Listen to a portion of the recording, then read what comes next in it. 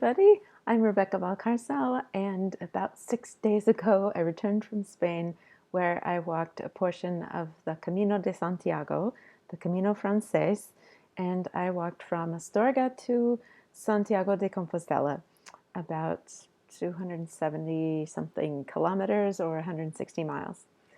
And I learned a lot about shoes. Before I set off, I spent about a year figuring out shoes and trying shoes. So this video is all about shoes. Obviously, you know your own feet. There are so many individual considerations here.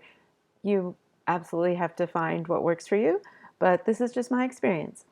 First of all, I ruled out a hiking boot before I even started trying shoes because of their heaviness, their stiffness, and because of the relatively tame terrain of the Camino.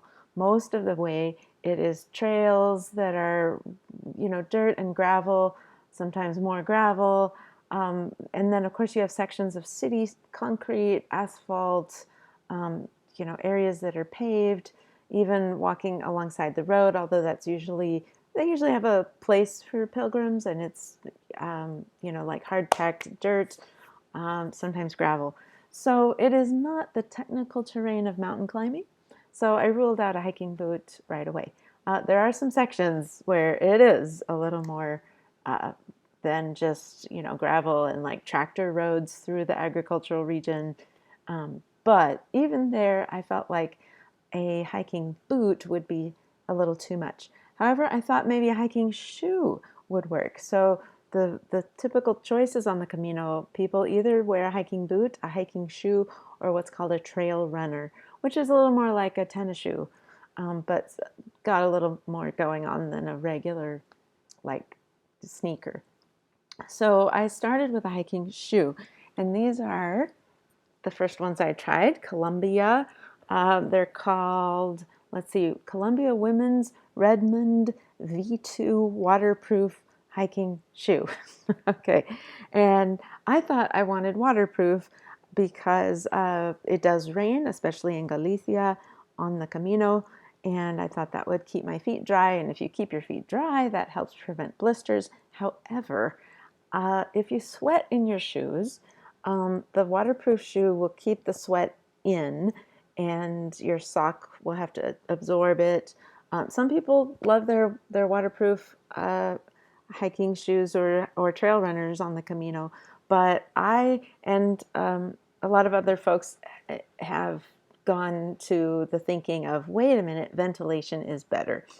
Another thing is, if these get really seriously soaked, then they take a very long time to dry. And I found this out on my walking practice trail, training, that they are okay in a downpour for about an hour, but after that they do wet out, and then they take days and days to dry. There are tricks to get your shoes to dry that hikers have, like putting newspaper in them and different things, but normally, and just, they're kind of hard to get dry. So, I like those shoes, but I decided I didn't want waterproof. Another thing is I bought my regular shoe size in that shoe because I thought, well, I want the shoe to fit tightly so it doesn't rub, because rubbing also produces blisters. I was kind of wrong about that. It turned out that they were small. They're my normal shoe size, but as I would walk, my feet would swell, my toes were cramped, and I could tell, even on a gentle downhill slope, that my toes were touching the front of the shoe, and that's a no-no. If you go to like a store, a mountaineering store, outdoor store like REI, they'll even have an incline that you can practice standing on and make sure that your toes don't bump up against the end of the shoe, because you will get blackened toenails. Toenails can fall off, bruised toes, pain. So buying the size that I normally wear in a shoe was actually not the right thing to do. I needed to go up a size, or at least a half a size. And so my next attempt, I did go up a half a size. These are Merrells. Merrell women's low-rise hiking boots. They are not waterproof. They have a nice Vibram sole. I love that. I want to say that there's another word for these, maybe Moab. Anyway, I like them a lot. They fit well. They're comfortable. But as I did my hiking, my training walks, really just on my jogging trail near me, I found out that they were stiff. And for an hour, they were okay. But hour 2, hour 3, they were hurting my feet. I just found that my feet hurt, that they were so hard inside. Um, yeah, they're just really hard. And I didn't really notice it in the first mile or two, but yeah, you go 3 or 4 miles and they're just really tough shoes. And they are hiking shoes, not the trail runners. So they're meant to go on the, really rocks and mountain trails. And I think they were just a little too much for the kind of walking the Camino mostly has. So then I actually tried one of those zero flat type shoes that where there's almost nothing to it, and I got pain immediately. And so if that works for you, I'm happy for you, but that kind of style did not work for me. However, the zero drop turned out to work for me. So if you're not familiar, shoes like this one, this is the Altra Lone Peak 5, I believe. They don't have a raised heel and a lowered toe. Instead, it's flat across the bottom. But it's not the kind of like zero shoe where there's zero padding. It actually has a lot of padding, and it's super comfortable. It's much more flexible than the hiking shoes that are definitely heavier, thicker, harder. And so these are great. I love the grippy sole. They have a fairly good tread. I even put something called lock laces on them to turn them into a slip-on shoe. It's just an elastic lace that you have this tightener thing, and you can buy these separately and put them in any shoe. Yeah, and then that shoe becomes just something you can slip on. You don't have to tie your laces every day. So I like my lock laces, but the shoe itself, like I said, flexible, etc. It's not waterproof, so really breathable, meshy here. Some people have felt like they're not durable, but I haven't worn mine long enough to see. One cool thing is it has this Velcro at the back and a hook on the front for something called a gaiter.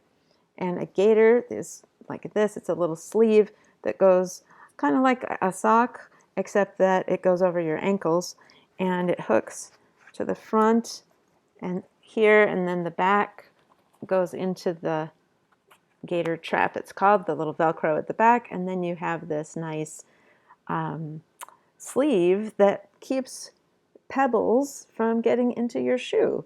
And if you've ever had to stop and take your entire shoe off and dump it out with gravel, pebbles, then you might like gaiters. I did use gaiters. I didn't have to stop and take pebbles out of my shoes, so I guess they worked.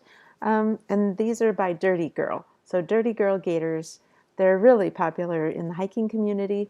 I didn't see any on the Camino, but I was doing the Camino during COVID, so maybe there were fewer pilgrims on the trail.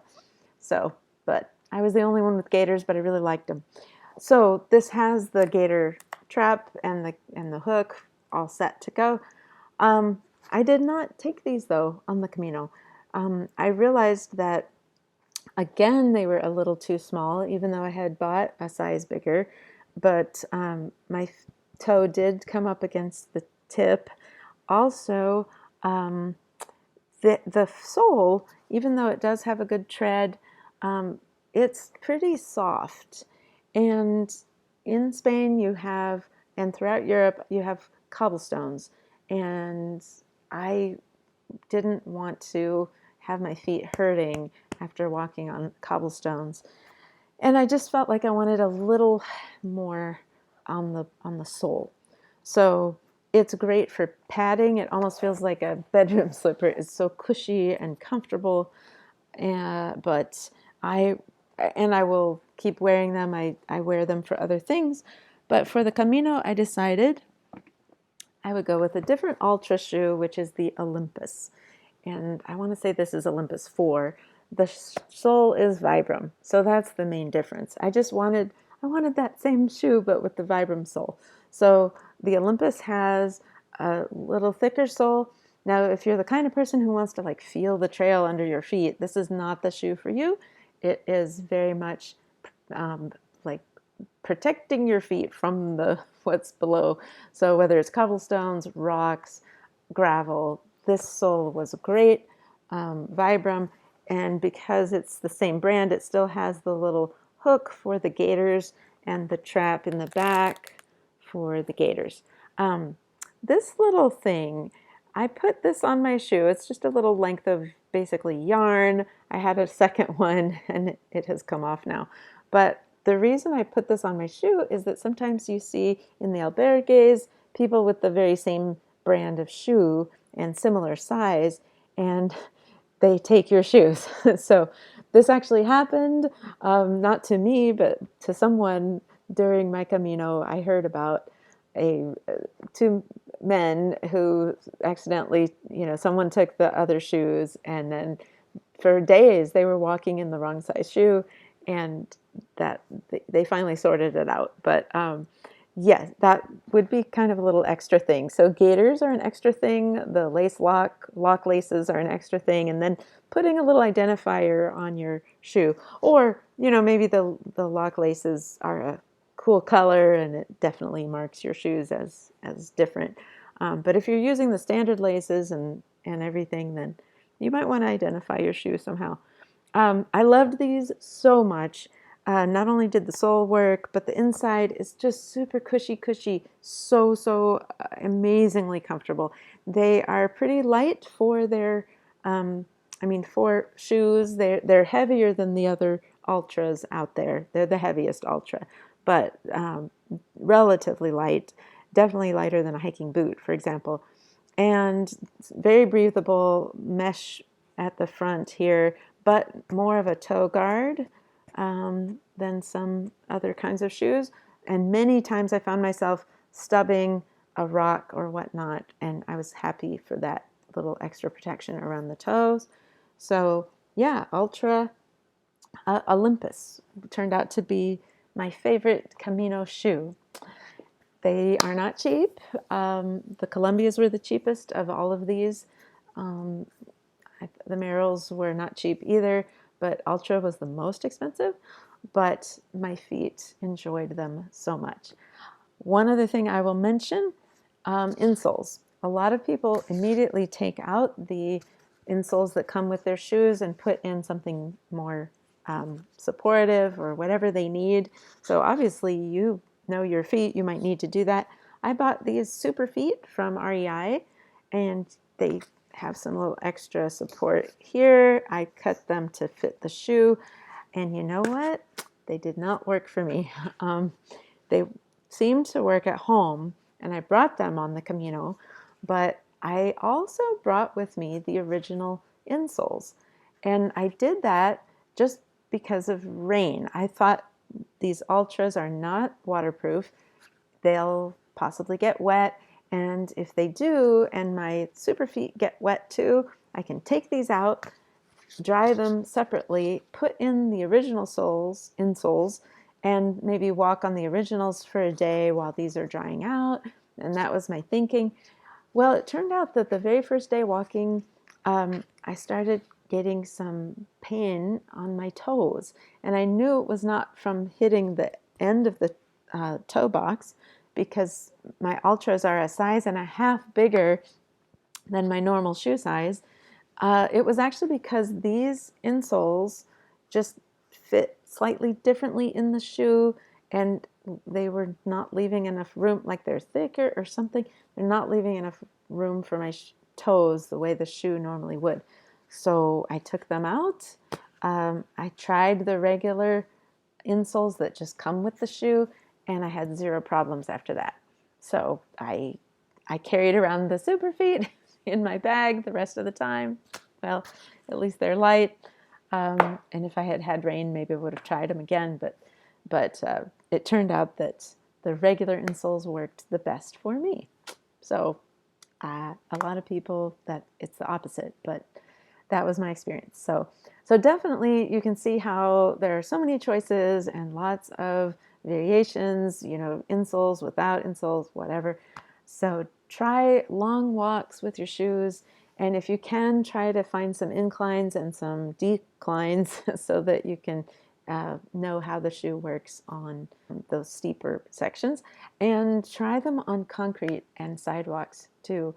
If you're lucky enough to live where you have real trails, that's lovely, but walk in the city with your shoes too, and walk for an hour or two and see how they feel, because that was so much more comfortable with the Altis than with like the Merrells for me. So, okay, good luck with your shoe search, or boots if you decide on boots, or whatever, the trail runners maybe you do. Altra is definitely more like a trail runner.